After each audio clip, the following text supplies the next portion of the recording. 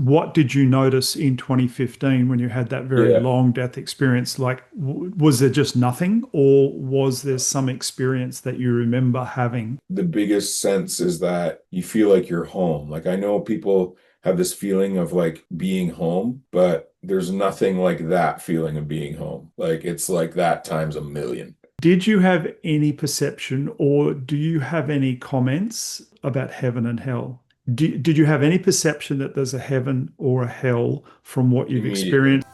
Welcome to the podcast that guides men to demystify and develop their intuition. I'm your host, Doug Bites. Let's dig into the science and expand your horizons. My guest today, Josh Jacob, has lived through experiences most of us could hardly imagine. At just 28, he suffered his first massive heart attack, the beginning of a long battle with heart disease that led to 16 stents, multiple surgeries, and even a near-death experience that left him in a coma with no memory of who he was. But Josh's story is one of resilience and transformation. After years of struggle with PTSD, anxiety, and alcoholism, he rebuilt his life through exercise, diet, intuition, and a commitment to healing. Today, he trains and rehabilitates dogs and creates music and is launching Your Unstoppable Nature, an online community dedicated to helping people tap into their inner strength and live with purpose. Josh, welcome to the podcast.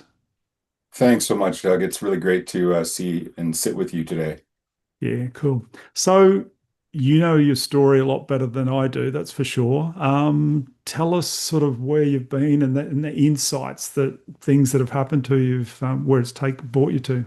I think originally when I had I kind of look at it as in different stages because the first massive heart attack that I had when I was, in 2004, when I was 28, I was obviously in a different place than I am now. So there's been kind of an evolution of me through all that. But at the same time, the version of me today is, I think I perceive it as like the people that knew me before actually don't really know me. I just look like the same person that they used to know, right? I think more recently, I'm focused on being able to embody a message from everything that I've discovered on my journey and just try to be able to help others, give them insight, help them develop their intuition and that type of thing. And I think that that's probably where I'm going to spend the rest of my life after everything I've been through. And it's only been 4.5, 5 years of me actually putting myself first and actually, you know, being committed every day to going to the gym and then hike a hill here that, is, 3 kilometers uphill. I try to do that daily. And so teaching people how they operate and what they're capable of is kind of what I want to represent. Interesting. So, that first time when you were 28, you had a near-death experience at that time, and then if you had others, like you've had other heart issues following that as well? Yeah, I don't know. Is it helpful to me to maybe just give a quick rundown of the story? Just so, Please. yeah. Yeah. Yep. Okay. So in 2004, when I was 28 years old, I had a blended family because I had a son when I was young, and my wife also had a son when she was young. So we got together and we had 2 girls together. And when my youngest daughter was 2, I was 28, and I had my first mortgage, my first company, and had that massive heart attack. It was 14 and a half hours. And somehow I made it to the hospital. And my first near death experience was at that moment. And I remember basically I couldn't even hardly walk. They ripped off and cut my clothes off. And the last thing I really remember is looking from the corner of the room and watching them defibrillate me. And so as they defibrillated me, I was back in my body again. It was like the most bizarre thing, but I couldn't really talk about it to anyone because I was just trying to, put together that had the issues that I had. I had to have 2 stents. And then I went home to this family, being told basically I was defective for life. 33% of my lower rear chamber of my heart was basically turned into scar tissue. And so I was given lists and lists of things not to do and medications and stuff that were really hard to work through. And I guess it was a couple months after that first near death experience sorry, a couple weeks rather, I was trying to kind of like hide the emotional aspect of it all because I was kind of a guy that would just kind of pretend I was fine. And I did that for my kids and family, demonstrating a good attitude, but I'd break down and kind of go cry in the bathroom, trying to just kind of sort out like how do I how do I put myself into a position where I'm going to be able to go and take care of this mortgage and these kids. Psychologically, it was seemed pretty impossible. And I guess on one of those times I was in the bathroom crying, I just, out of nowhere, I just kind of decided that I was just gonna have to prove what was possible. And so whether that was something I told myself, to give myself an edge, or whether that was something in me, I didn't really know that I was gonna have to go through, 10 other angioplasty surgeries, eight of them which turned into, sorry, angiograms that turned into angioplasty. So based on that decision to prove what was possible, I somehow made it through 10 or 14, 15 other events where I had to go to the hospital and have stents. And then before I was 40 years old, I dropped dead at a gym for 12 minutes with no oxygen, and then I had no pulse for 90 minutes. And so that was in 2015 where I woke up from a coma, not knowing really, I didn't have the memory of my children. Everything else was really vague and disconnected, but I still had the ego of a 40-year-old. So I made the same decision just to kind of pretend like all us men would do, right? It's just kind of shake it off and just back to what we were doing kind of thing. And it was really interesting to actually live that, to be honest with you, because even when I tell the story, it sounds unbelievable. Today I stand with over $1 million in heart surgeries, and not really anyone can say that, after multiple near-death experiences. I think I always come back to that decision of when I decided that I would prove what was possible, because somehow I seem to believe that. There was a lot of insane, troublesome circumstances. I had to go bankrupt a couple times. I'd lose vehicles. I'd establish myself or recover from something, and then back into the hole I went. In this last 4.5 years, just basically everything is like I love life, I thrive, and I'm actually better than who I was, back then when I was 28, before it all happened. Bigger, stronger, bolder, better. Yeah, and something you were saying there a little earlier, how you were just trying to, it's in your nature to, pretend to everybody that everything's fine. It's very interesting. In the information that I asked you to fill out in the last week, Yep. one of the things I asked you to fill out was optionally your date of birth, because I study an ancient form of Chinese medicine. And looking at your date of birth, and you go into this and it just talks about personality traits, and it just fits you perfectly. It's sort of like the example it gives in the book is a glassy lake. Like that's your image, is like the lake is perfect, and you will do everything in your power to stop a ripple on that lake, to keep it just so, like, and that and when you were saying that, I thought, yeah, that was quite fitting to yeah, where you fit in there. So Interesting. yeah, and it's just, and this is, it's not a woo-woo mystical thing. It's just many thousands of years ago, Chinese scientists used to share their information to each other and to the following generations. They're not like us where they copyrighted everything and hid their information. They so they would start, and because you think thousands of years ago, people didn't move around a lot like we do now. So if you were born in a village, you probably didn't travel very far out of that village. So they were able to study people from birth to death.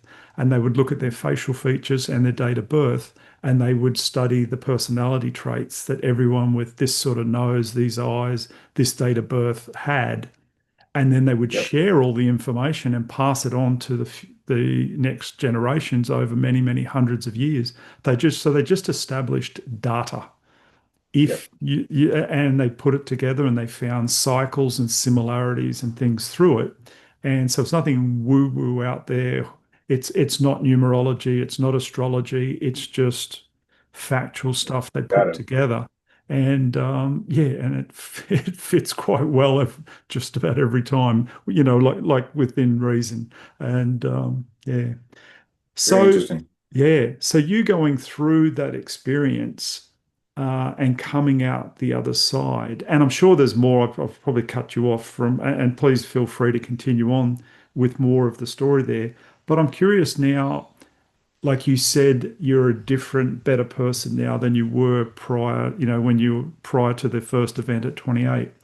How do you see the world differently now than you did back then? Has this all of these many events helped you see things differently than other people? And does that cause, if so, does that cause you to struggle when you're around other people who don't see things that way because they haven't had these experiences?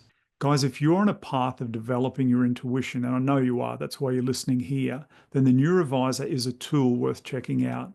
It uses light and sound to guide your brain into deeper states of awareness, helping you quiet the noise, tap into your inner knowing, and strengthen your intuitive muscle. And who doesn't want that? There's no pills, no fluff, just 11 minutes a day to reset your mind and reconnect with your instincts. I've bought myself one last Christmas and I've added it to my daily practice, and the shifts are real. This is not a paid ad, but if you use the link in the show notes for more information, I do receive a small percentage of the purchase price. I highly recommend you check it out. That definitely has been a massive challenge, but not as much prior to, more so when it comes down to the last major experience, which was in 2015 when I dropped dead, primarily because, I still have memory of where I was and what I experienced during that time.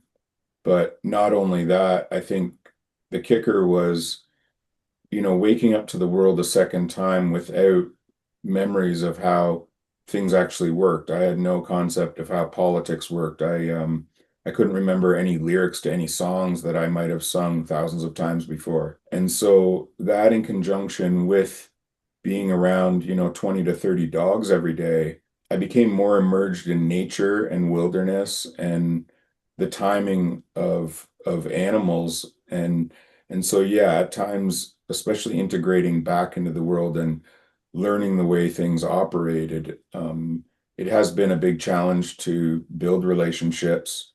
But it's something that I've gotten really good at this point because through my clients, helping them with dogs and in rehabilitation, I've had to obviously advance. And so those humans were basically my practice in terms of like realizing that I was getting better and that my memory was working, and you know what I mean. Starting to build confidence on those types of people, and then, in the last couple of years, since 2019, I probably spent more time with new humans and developed really good, close relationships.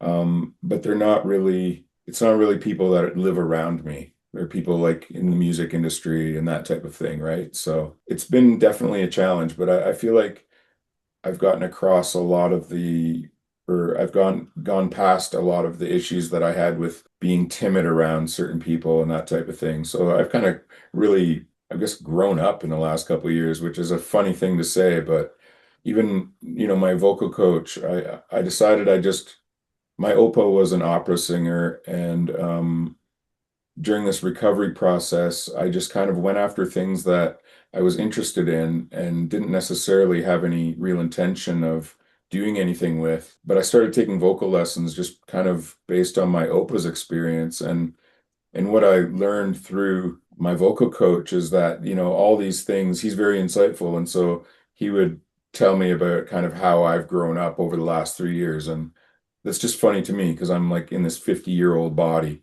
but it's just like I live like a teenager kind of. I can't see the world really any older than that, right? And so, yeah, it's been a challenge to form new opinions based on the old ways that I used to operate. And it's been a really big challenge to try to blend that in with just average everyday people. So prior to 2015, you were working with dogs then as well?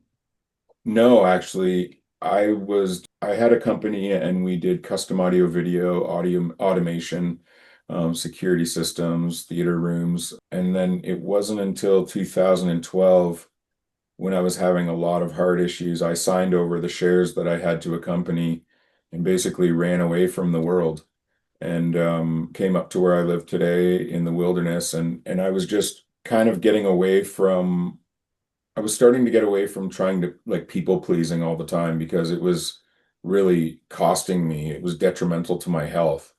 And at the time, I was also I dove into some drug abuse and that type of thing. I was just, before I moved to the wilderness here, I was kind of on a self-sabotage mission, just kind of calling death on after a little bit. You get kind of tired of just wondering if you're going to die. And so you kind of just rush towards it a little bit. And it was pretty cool to come up in the wilderness. And then, it wasn't until 2014, I believe. I'm still a little sketchy on my memories with this part, but I met a girl who worked in the dog industry and she was training. And because I was out here in the wilderness and I had always been someone who was interested in working with dogs and also kind of intuitively understanding them already just a little bit better than other people, just because of my interest since a kid. We started a rehabilitation company. And so then in the time that we built that part of the business and I had the accident at the gym where I dropped dead, I didn't have really any of the memories when I woke up about meeting her or anything. It was just, I woke up had a triple bypass and then had a defibrillator installed in my chest and then went home to this girl who seemed familiar, but I didn't really remember her. At the same time, everyone in the family always talked to me about her and that type of thing. So I just kind of went along, like I said, with everything, right? I relied on her for a lot of information in life at the very beginning. It was just basically me, her, and the dogs here. So that started like just 2014, I believe. And then 2015 is when December 2015, I came back to my home. And yeah, from there, it was just me, her, and the dogs and all the other animals that are here. So And you struggling to remember what yeah. was really going on. But that's that at time, then after that, you started to working with dogs as well, or?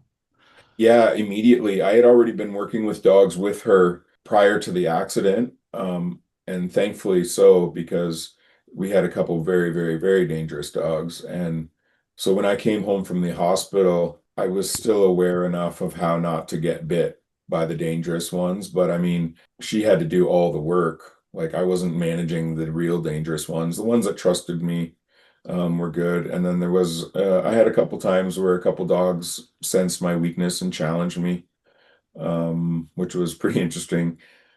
But very much nature can't lie. So once you know how they operate and you figure it out, navigate accordingly around them. Yeah, interesting. And so you've now taken that on in a bigger way, like, and are you doing it for clients or are you just finding animals that need help and looking after them? Yeah, no, in 2020, I guess in 2019, I was going through a lot of mental challenges from the near death, like from waking from the coma 30 days after I had my heart surgery was the same day that I was removed from my Percocet medication. And on that morning, my best friend died, who I tried to get off opiates for a couple decades, to be truthful. And so I started drinking that day. And I drank basically right till 2019, all day, every day. And so it was 2019 where they adjusted some of my heart medications and it actually made me suicidal. But I was already at my own breaking point. And it was like to be honest, I wanted to die again because I just didn't know how I was going to get out of this situation. It was more of a symbolical thing. So I had a little bit of I don't know, a ritualistic suicide in a way. And in 2019, I decided I was going to live. And I just essentially handed my trouble to the universe. And I just said, okay, I don't know what to do here. So I'm going to do the things I love and want to be skilled at. And I'm just going to rely on something else to jump in here. And so since 2019, the relationship dissolved. And then from that point, I was already, doing really well with getting off the alcohol and any other substances I might have dabbled in, and really started to live again. So yeah, it's been a pretty wild ride, to be truthful. That's not even that long ago, but I have full control of any type of addiction. You know what I mean? Like I could have a drink if I wanted because I actually healed myself. I healed the pain behind it all. So, what gave you that insight to call on the universe or whatever you called on? Why, where did that come from? Why? Because, and I'm not questioning it. I'm like, I love it, but it's just a lot of men wouldn't know to do that or wouldn't think to do that. Like, where was it from the near-death experiences? Was it from something else or just instinctual? I think if I want to be truthful, and I'm going to say this primarily just for other men out there, I think a lot of us grew up with this concept of like Jesus being in our hearts and what that could symbolize. And for me as a child, when I was told that basically from birth. And so as I started developing, and as soon as I remember being aware, essentially, I kind of associated with Jesus as being that other voice of me in a way, the one that would kind of like be sensitive about other people's emotions. And so, or maybe have a thought about, holding the door for someone or whatever. I kind of associated with that part of me as being Jesus, essentially. And I don't want to put a name to it because that's not how I see it anymore. To me, since the near-death experience, it's actually pretty insane to try to uncover the truth by reading a book written by a whole bunch of other men, or at least translated by it. When, in my death experience, I met God, and, a lot of people perceive this man in the sky or something, but you just have to realize it's an unconditional loving energy, right? And we all operate it in every day. If I came right now, we haven't met in person, but if I walked up to you, you would feel my presence if I walked into your personal space, right? Well, that's just energy, right? So to me, seeing, what other people don't see, and not with my eyes, I'll say seeing the unseen. It's something that you can never come back from. You can never unsee it. And I think that's the biggest challenge about me integrating back with humans, is because we spend a lot of time things that really have no relevance to our experience here on Earth, right? And so we're operating in such a backwards way that's where I kind of have to just go along with things in some ways, to be truthful. And I don't mean that disrespectfully at all. I just mean the real reality of what we experience day to day is actually happening in the unseen around us, and we're just experiencing it here, right? And so, yeah, I guess makes me feel pretty weird sometimes, right? Especially hanging out with some of the people I do as well. But I've come to embrace it, and I really want to make people understand all they ever meant when they were talking about God, or when the native Indians talk about the Great Spirit or anything like that. We're all talking about the same thing in different languages, right? And so I guess I just kind of want to make God cool again, but then also to first off, foremost, say he's not a man in the sky, right? He's a part of everything. You don't even have to say he if you don't want. There's no gender or sex beyond this realm. So it's kind of funny to think of that way, but it's the truth.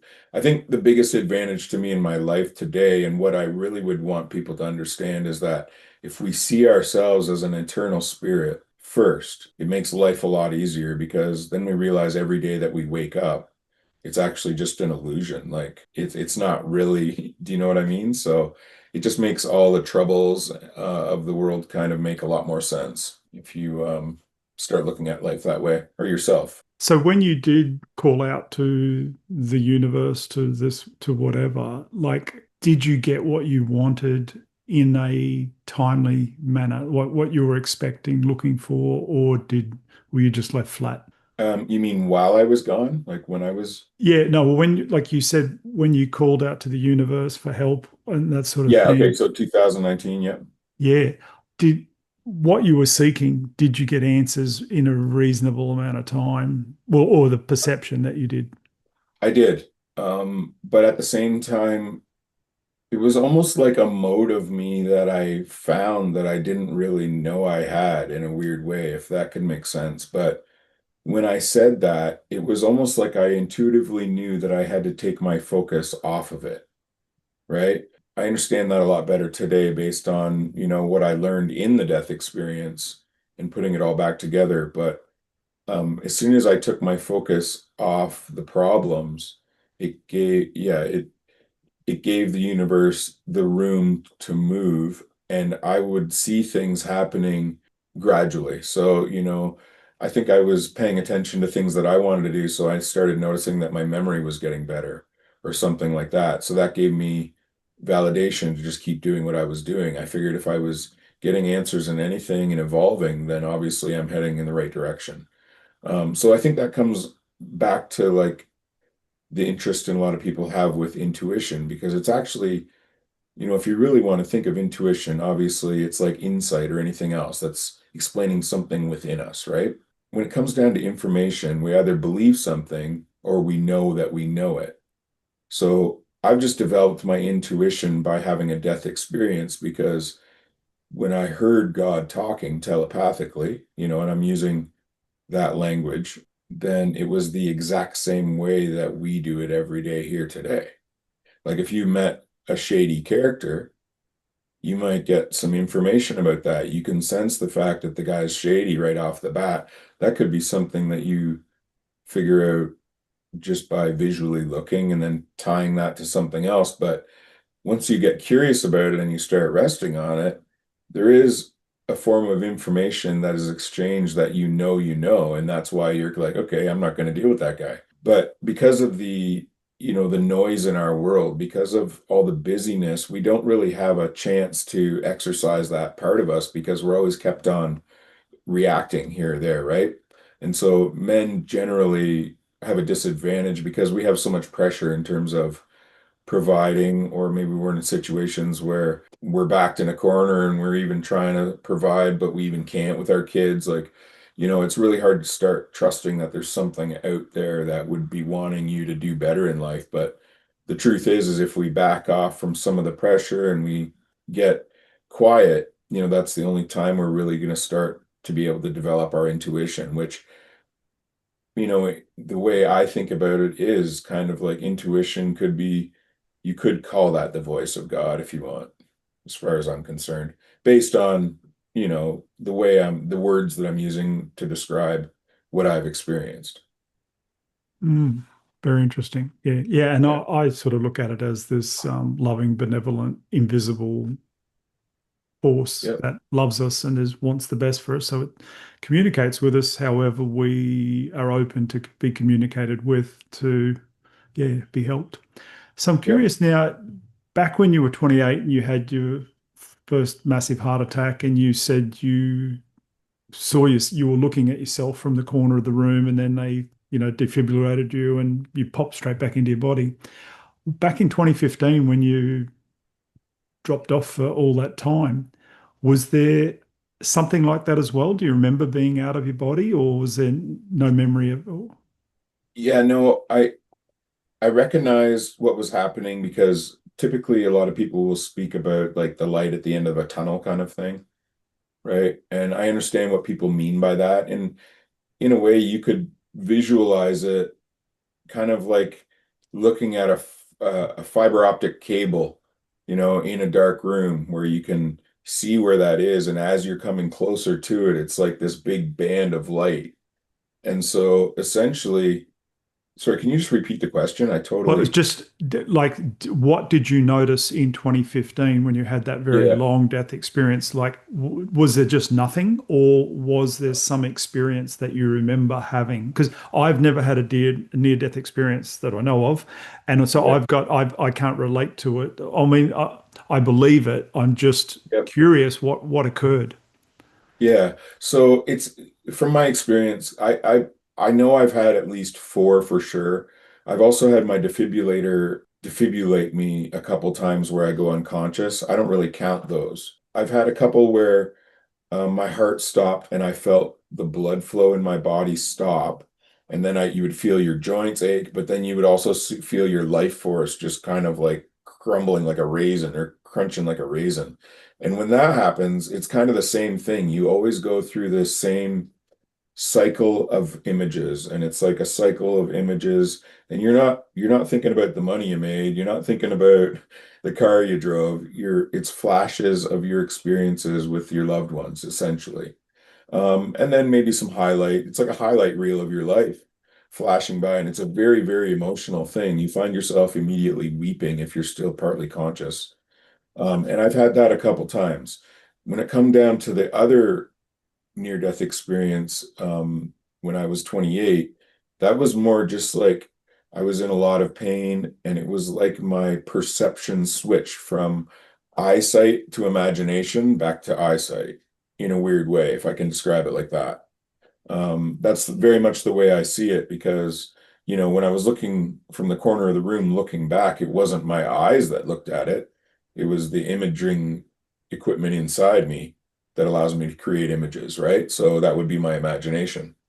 And then so when I died then in 2015, that was a very, very different experience in the way that there was this I didn't have the sequence of vision of photos or images at all. It just basically felt like I was moving but not going anywhere. I could feel movement, but then it was basically kind of like the dark tunnel that went into a light.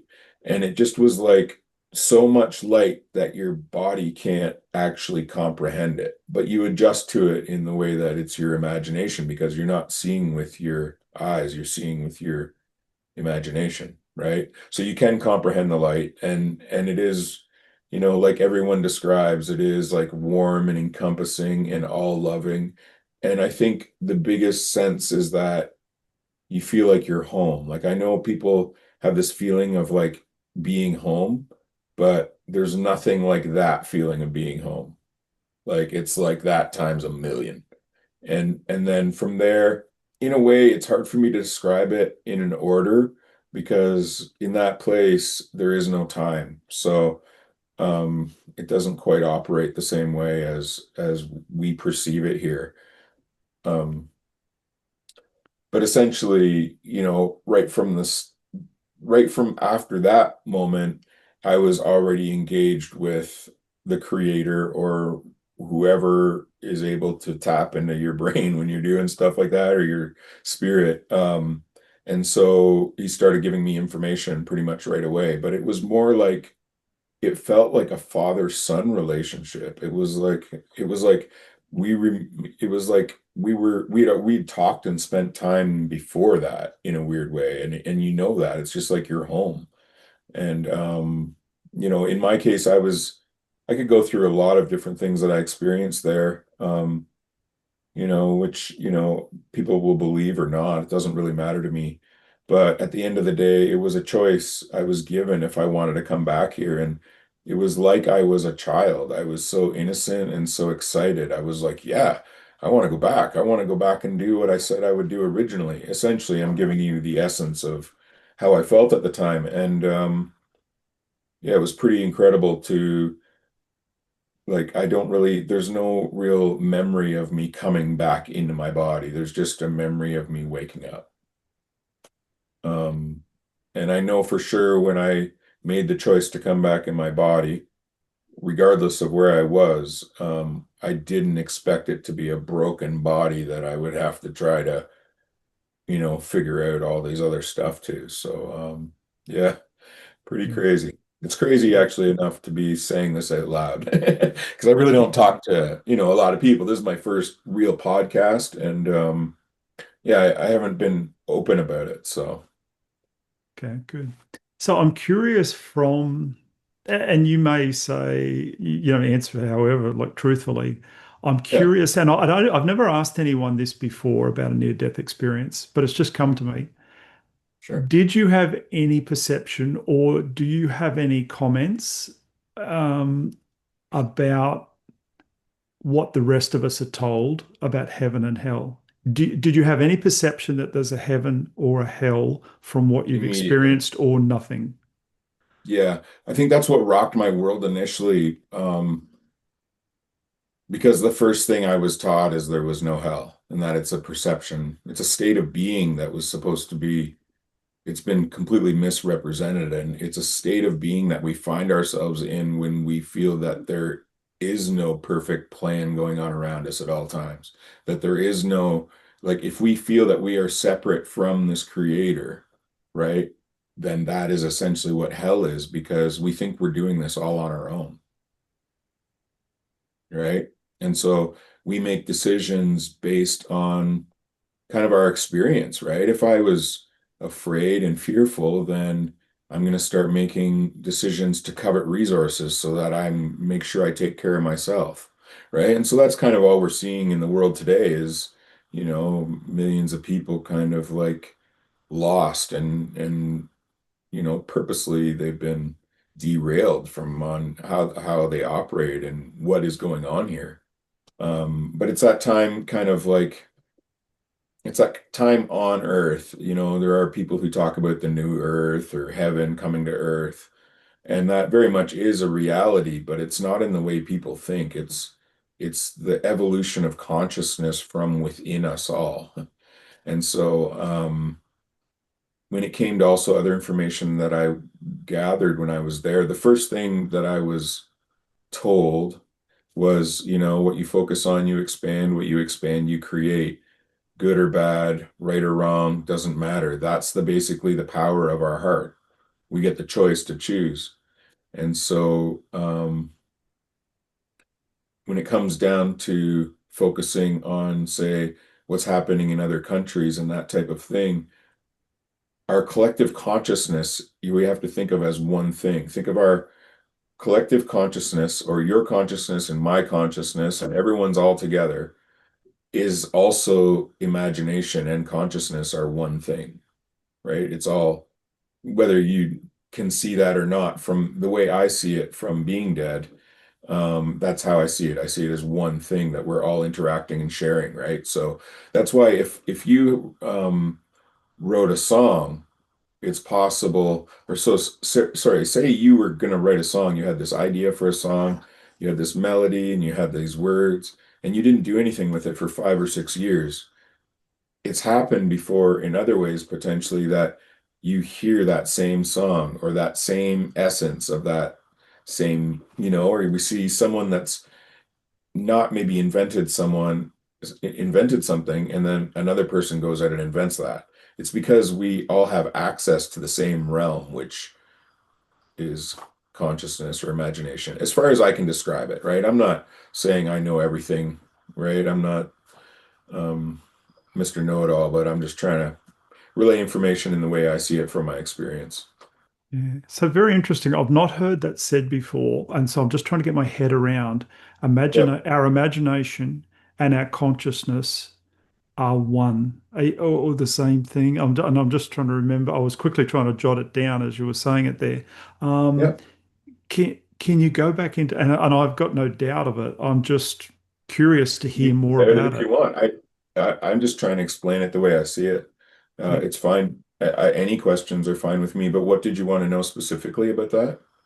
Well, I guess my perception of my imagination sucks because I've always felt myself to not be that imaginative. Like I guess in some ways I am ridiculously imaginative, but in other ways, if someone said, like picture this or imagine this, I struggle to do that. Like it's like, how do I can't create this picture in my mind, and I hear other people do it, and I'm like envious of them. Like, how do they tap into that? So, I mean, I come up with crazy ideas, but Hmm. I guess I'm picturing my imagination as I'm visualizing an image of Yep. something, but that's what I struggle with.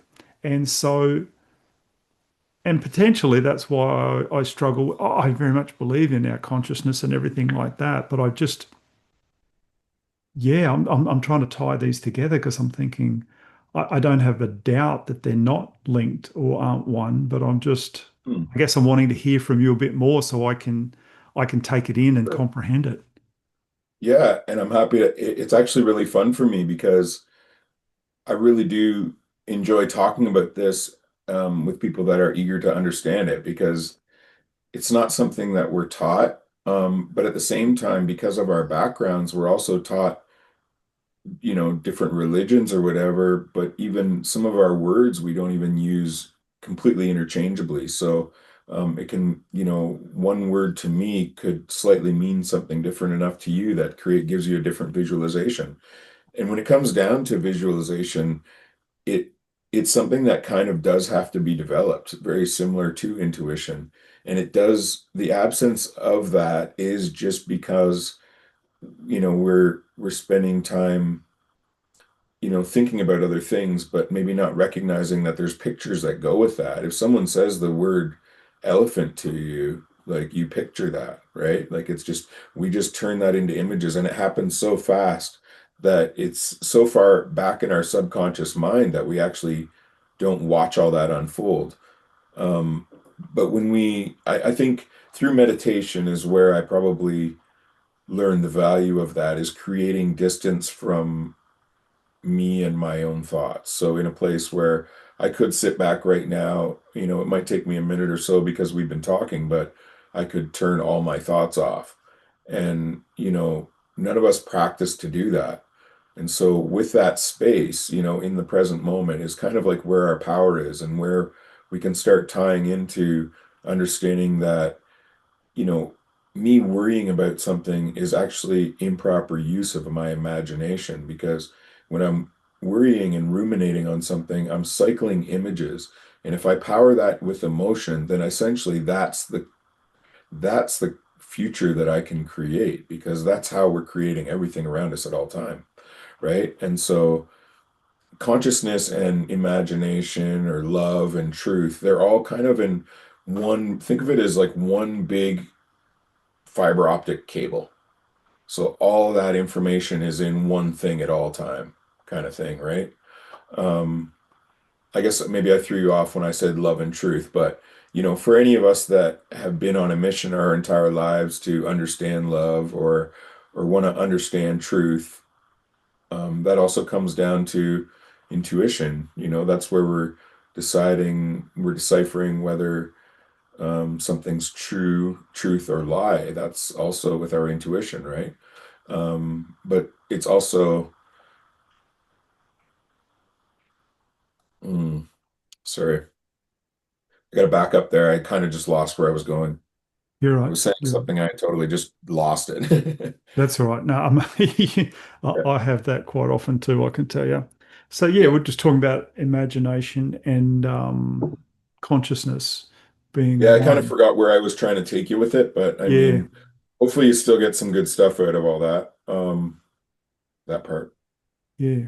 No, no, awesome. Um, a question I've got for you. Now you've been Yeah. through what you've been through, we all have fears and things like that. But now seeing the world how you see it, I'm just curious, what's your greatest fear now? Um, I don't really have real. I think probably the final boss. The final boss for me is probably speaking on camera. Okay. That's So you're having probably the, good practice with it today. yep. Yeah, it's been something I've always been really funny about.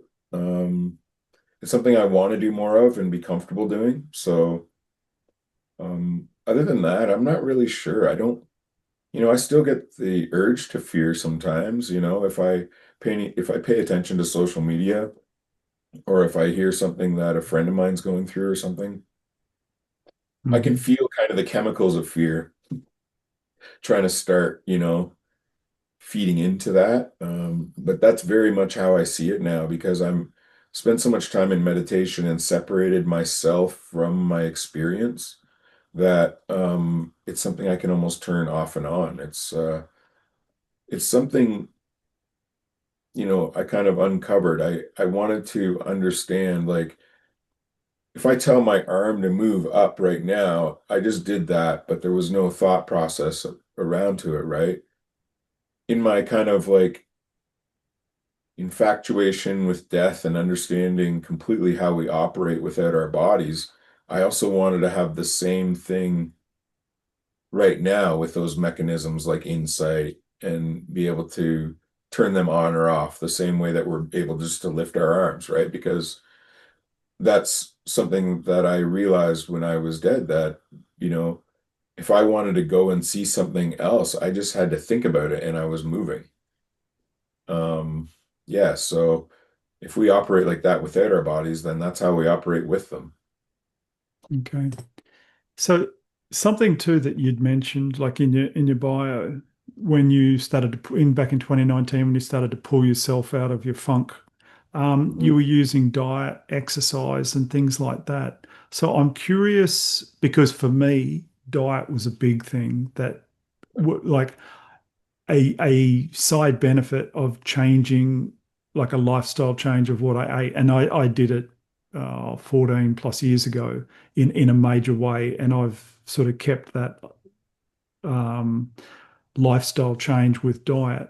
And as a side benefit from that, without knowing it was going to happen, my intuition started to turn on a few months down the track. And I'm curious here, like with diet for you, um, and exercise and things like that, if you would just share a bit about that, what have you chosen to, and not just for a week, but as a lifestyle, has food been much of a thing for you, or was it more exercise that helped you pull you out of things? Or Honestly, it was a combination of everything. And, I started going to the gym with a shaker bottle of vodka. So I literally wanted to just get out of what was happening to me. And I had to give myself levels of forgiveness for the things I couldn't control to do the things that I wanted to do. And that was intuition. So me saying, okay, I want to do this. It's really hard.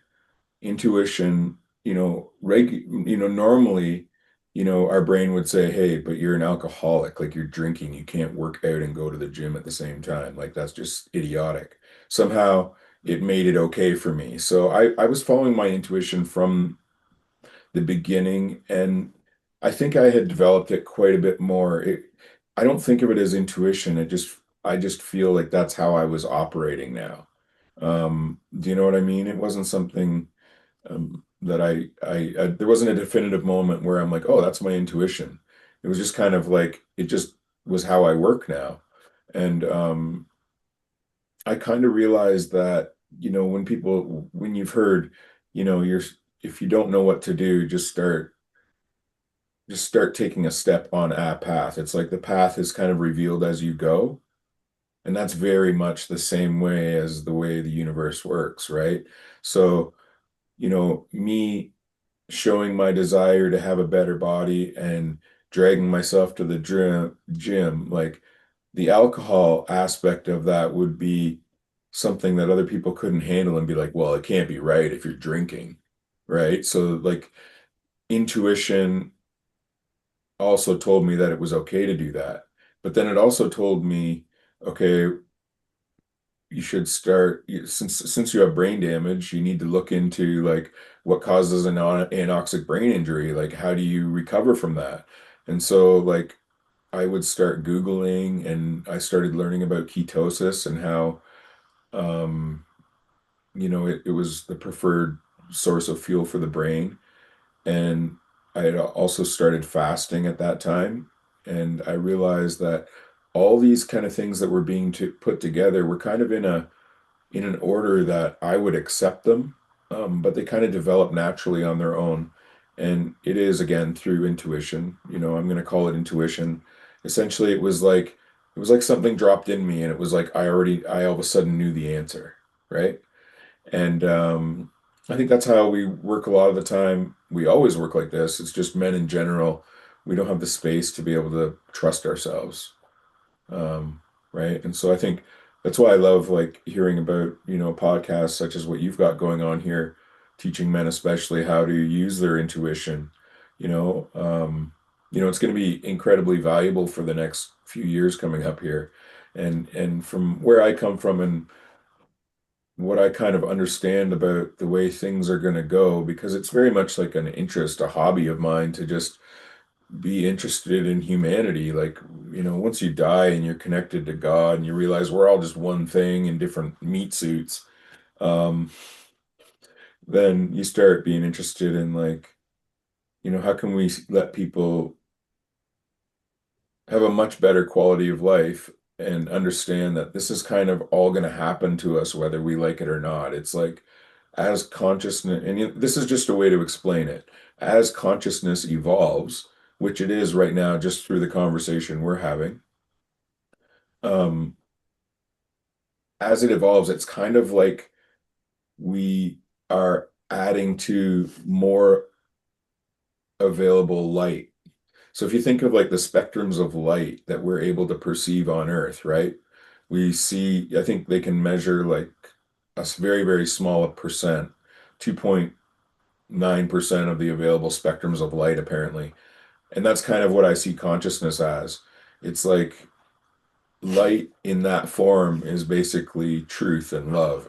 And as it, you know, as consciousness evolves through all of us humans who it can evolve through, then it automatically is spilling over and other humans are automatically evolving. And as we go, is what's happening is like the new Earth, right? So our old systems will, the man-made systems that we operate under right now in terms of like the governments and our money system, like all that stuff is eventually going to go away. It's not part of the original design, right? And so that's what we're kind of living through and seeing right now is, we're in the process of all that happening, as far as I'm concerned.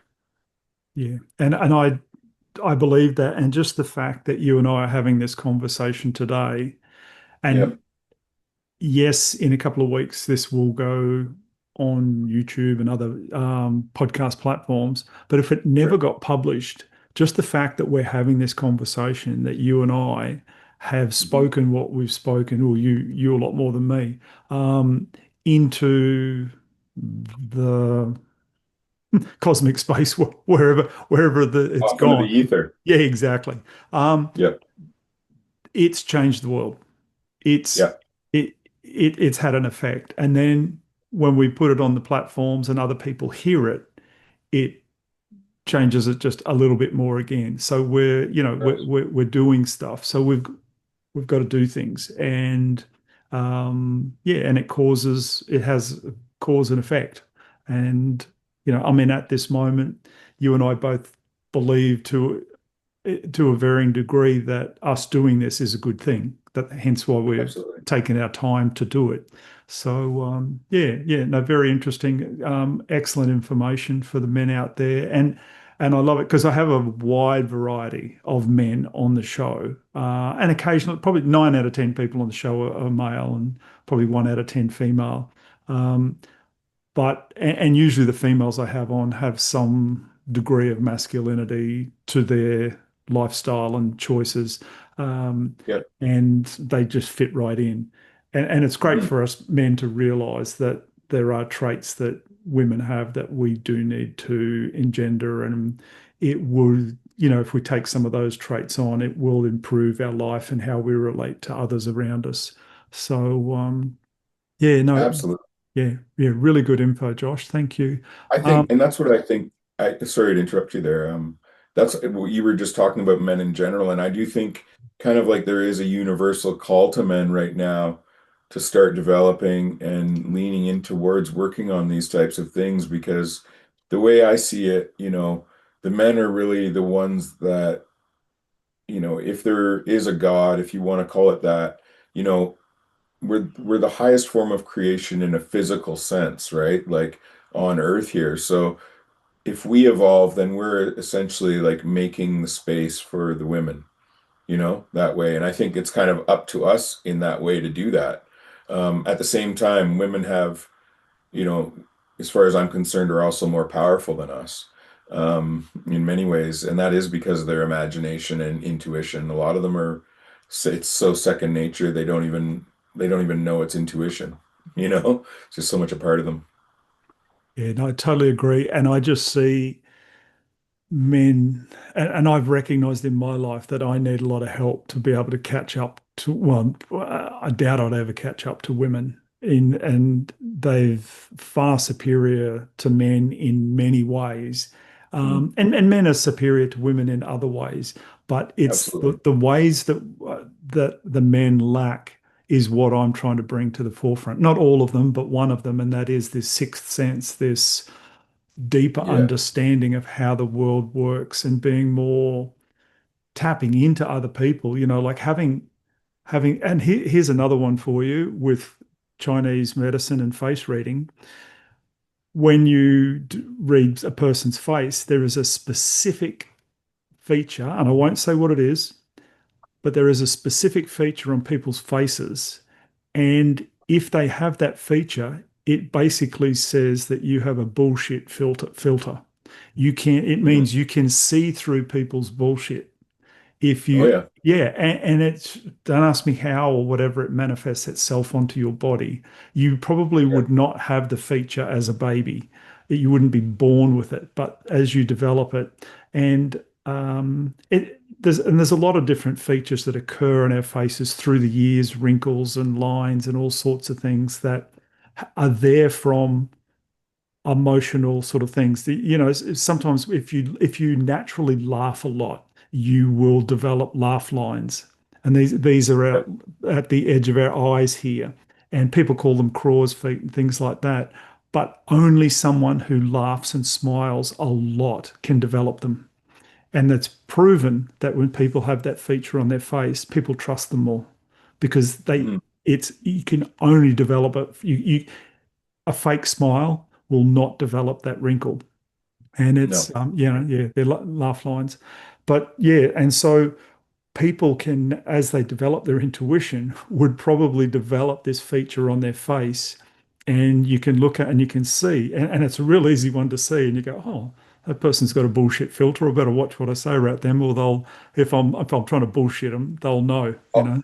I'll say one thing. If you've had a death experience in the way I have, one of the greatest challenges is that no one can actually lie to you.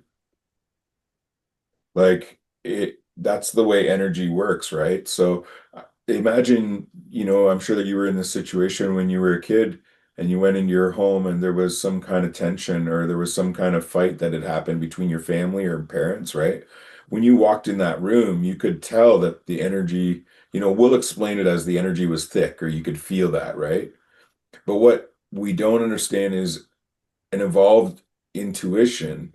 Once you sense that energy is there, all the information about what happened to create that energy is present in that same moment. So that's how I work with dogs, because if people tell me the story of their dogs, they're giving off all these subconscious cues, and spiritually, or the version of me that exists without my body, it reads all that information, right? And so I very often will find out what's wrong with the dog, and it's almost always the human.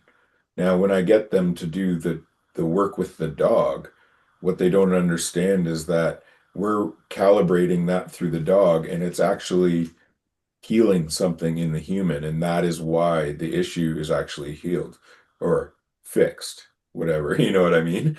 So it's extremely it's fascinating. Honestly, I love it. And I love the fact that we are contributing to conversations that hopefully make it exciting for men to develop, because the reason why we have unresolved pain and unresolved trauma is literally because we were told not to cry, right? Like emotion, right?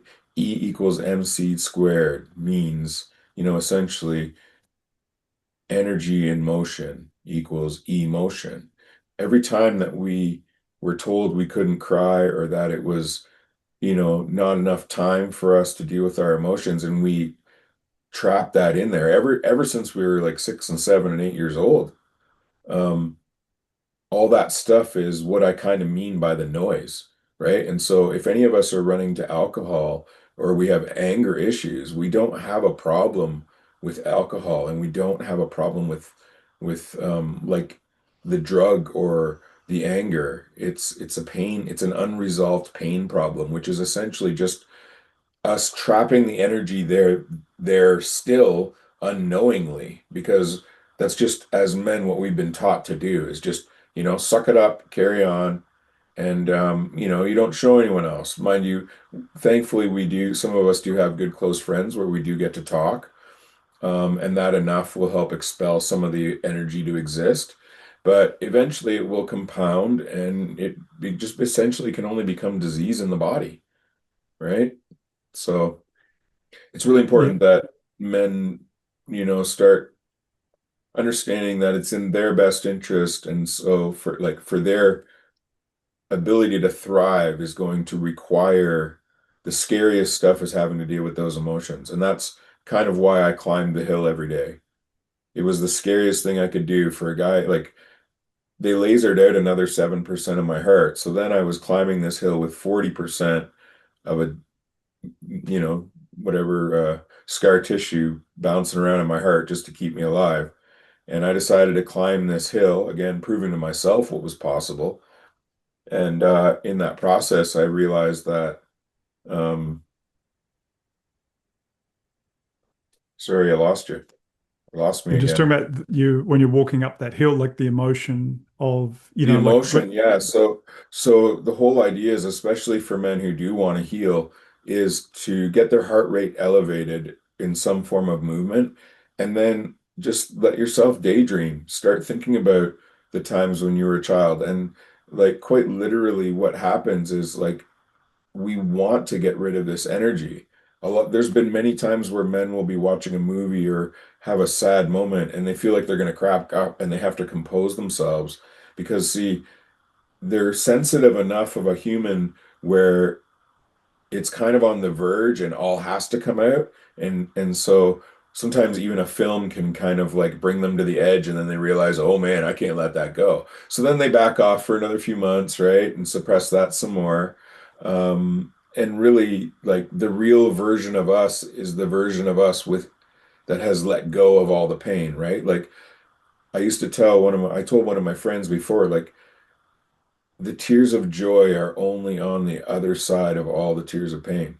You have to just cry and cry it out, believe it or not. And then you're kind of starting back over with the innocence of a child again in a different way. mm, Um, yeah. And so that's kind of where we're all going, I believe. And so I just want to thank you for your contributions to it all. yeah, no, that's excellent. That's great information, Josh. I'm Yeah. going to You have can chop your, that however you want. yeah, no worries. I'm going to have your contact details and stuff like that in the show notes for people. Is there anything that we haven't talked about that you'd like to cover before we go? I'm not really sure. I don't even really entirely know everything I said. I think there's a lot of good information there, and I'm not really familiar with watching a lot of your other guests or anything, so I'm kind of interested to see the contrast and maybe some of the things I might have brought to it in comparison to what you've dealt with before. Not that I would know because it's not like I can watch. I don't spend much time watching. I've decided that I'm going to be more of a producer than a consumer of almost anything. So, um, yeah, Yeah, no, that's great. Excellent. yeah, Thank you for your time. And yeah, I've thoroughly enjoyed it, and I know the men who are listening will get a lot out of it. It's different. It's good. I've had similar information. You're not the first person I've had on who's had near-death experiences. I've had two other people as well, and good, so yeah, the insight from the other side, seeing being you're talking to someone who's looked around the corner and yeah, been on the other side over there and come back. And I find it fascinating and interesting. And I find it makes my life more enjoyable because it's less scary. yeah. Yeah, it Should be. takes the fear away. That's the number one thing, and I haven't just jumped out as bold as I kind of was afraid to be as bold as I was feeling about it, but it does really bother me that like if I talk about death, people don't want like they shut down and I'm like, wait, like it's literally my favorite experience on earth so far is death. Like you Yeah, got to understand, like we got to kill a bit of ourselves to grow. Like it's this amazing tool that we've got, yeah, right? So I'm really happy that, hopefully people catch that vibe and just realize, there's nothing like none of us have anything to lose. Like there's no hell, we go back to where we came from. It's just people are afraid of death. And I'm like, okay, but it hurts about as much as you remember being born, like quite Mm, literally. yeah. Right. So, anyways, it's been a pleasure to talk to you. I'll be looking forward to listen to the episode. I'll let you know when it's live. Thanks, Josh. Okay. Thanks, buddy. Well, we're at the end of another thought provoking episode. Remember to subscribe so you'll be alerted to new episodes. I want to say thank you to the men who are joining me on this journey of intuitive development. I truly hope our time together has expanded your reality and reinforced trust in your ever reliable gut feeling. Embrace your intuition, it will not lead you astray. Until next time, stay tuned, stay curious, and trust your gut.